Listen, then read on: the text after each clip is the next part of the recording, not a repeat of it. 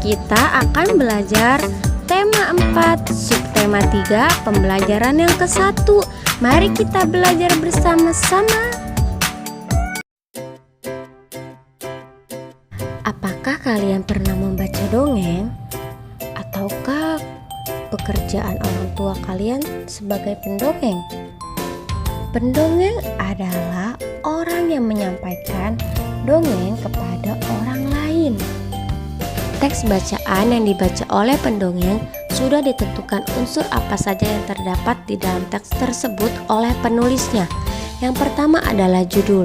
Judul adalah penamaan pada sebuah bab atau buku yang mengisyaratkan maksud dari isi teks tersebut, atau sebuah kepala karangan pada cerita, drama, atau sebagainya. Yang kedua ada tokoh. Penulis sudah menentukan siapa yang akan menjadi tokoh utama, tokoh sampingan, ataupun tokoh ketiga. Lalu ada sifat tokoh. Penulis juga sudah menentukan siapa yang akan berperan menjadi protagonis atau sifat yang baik, dan antagonis yaitu sifat yang jahat. Lalu ada tempat. Penulis sudah menentukan ingin melakukan cerita tersebut memiliki tempat yang di sekolah, halaman, atau dimanapun. Lalu ada awal cerita. Penulis juga sudah menentukan awal ceritanya mau bagaimana, ataukah dia memiliki seorang sahabat terlebih dahulu yang sudah berteman lama, atau bagaimana. Lalu ada akhir cerita. Penulis sudah menentukan ingin mengakhiri ceritanya happy ending, atau akhir yang bahagia, atau sad ending, akhir yang menyedihkan, atau bisa saja akhir yang sangat menggantung atau tidak jelas akhirnya seperti apa. Dan ada pesan moral. Di setiap cerita pasti memiliki pesan moralnya, entah itu harus berbuat baik ataupun hal yang lainnya. Pada kali ini terdapat teks bacaan tupai dan ikan gabus. Silakan kalian baca teks tersebut.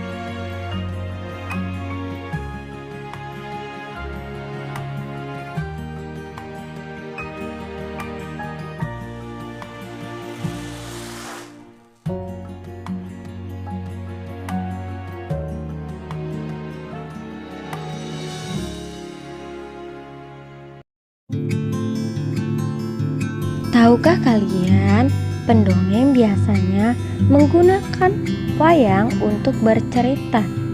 Wayang itu terbuat dari kayu. Wayang dibuat oleh pengrajin kayu. Pengrajin kayu biasanya menghasilkan meja dan kursi dan masih banyak lagi. Seperti ceritanya Benny. Mari kita baca teks berikut ini.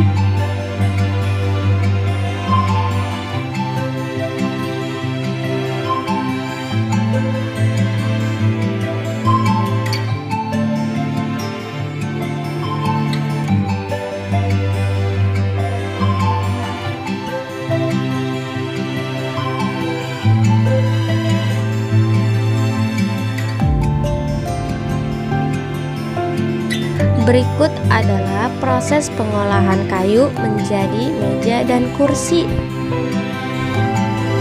Pertama, pohon yang ada di hutan lalu ditebang.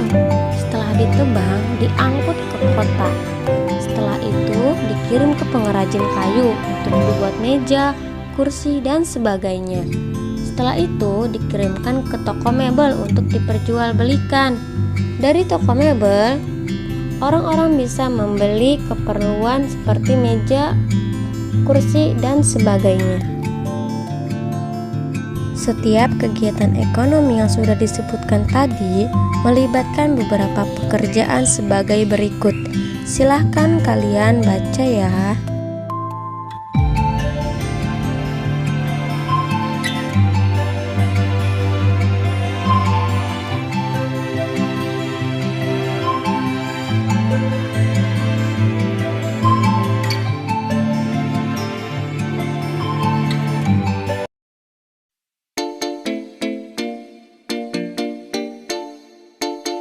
Kita sudah mempelajari bahwa membuat meja kursi itu berasal dari pohon yang ada di hutan.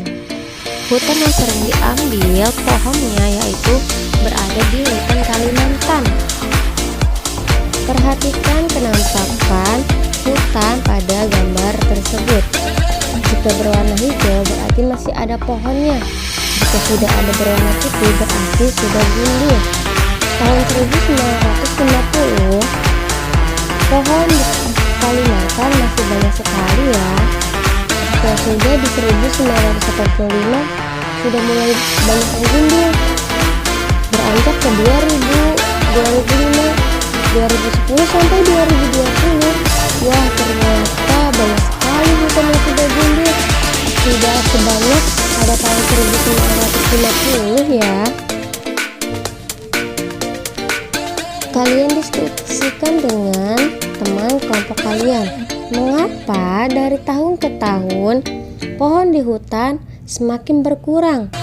Dan apa yang harus kita lakukan agar pohon tersebut tidak gundul seperti tahun 2020? Cukup sekian pembelajaran kali ini. Sampai jumpa.